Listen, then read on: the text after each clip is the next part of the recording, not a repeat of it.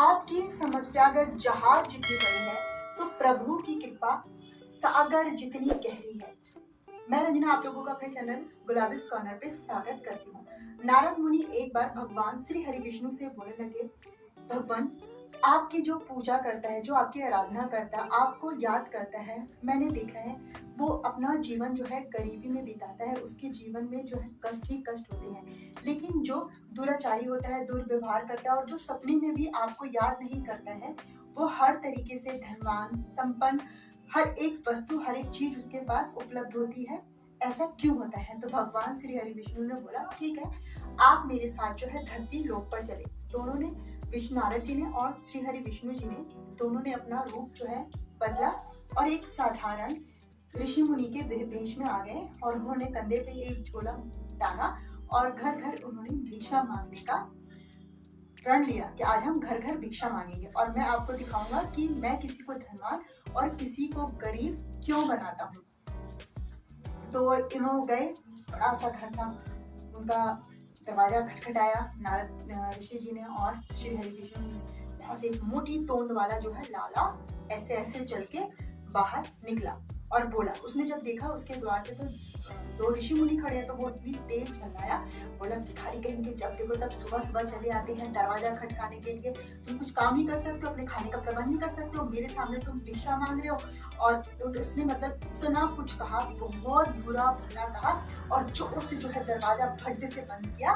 दोनों जो है नारद मुनि और श्री हरि विष्णु वहां पर खड़े रह गए।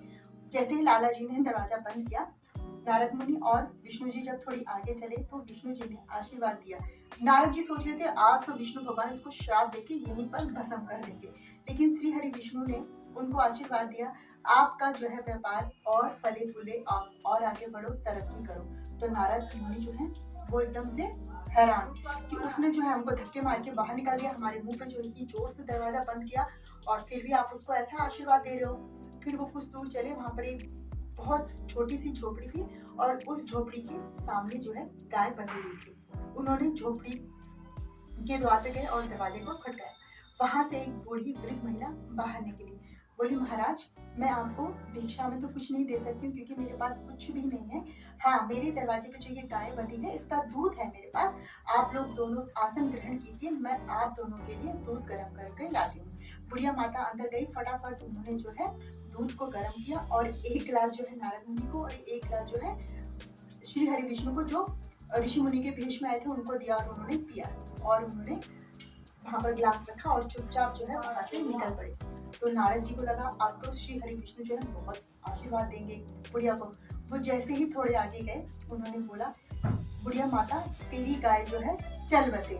अब नारद मुनि हैरान कि प्रभु आप ऐसा क्यों कर रहे हो, उसने तो हमको धक्के मार के घर से बाहर निकाले, हमारे मुंह पे दरवाजा बंद किया, हमें इतना जो है बुरा बुरा बोला, आप तो उसको आशीर्वाद देके चले आए और मेरे को जो है मेरे को ये बात जो है समझ में नहीं आई आपके कि आप उसे तो आशीर्वाद दे रहे हैं और उस बुढ़िया को जिसने हमें दूध पिलाया, आप उसको जो है ऐसा बोल रहे हैं कि उसकी गाय मर जाए, उसका गाय ही एक सहारा है। तो भगवान श्री विष्णु जी ने नारद जी को समझाया, मैंने उस लाला को, मोटे सेठ को इसलिए आशीर्वाद दिया क्योंकि उसके मन में जो है भक्ति भावना है, उसके मन में बस एक ही चीज है, मैं और धन कमाऊं और धन कमाऊं, और वो अपनी जीवन की अंतिम सांस तक सिर्फ धन ही इकट्ठा करता रहेगा।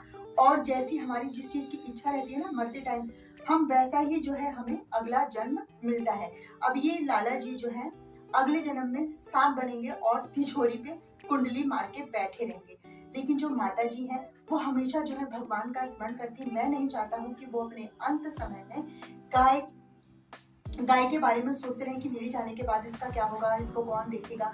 अंत समय में वो मुझे याद करे और वो मेरे धाम तक आए और उनके पुण्य कर्मों का उनको फल मिले।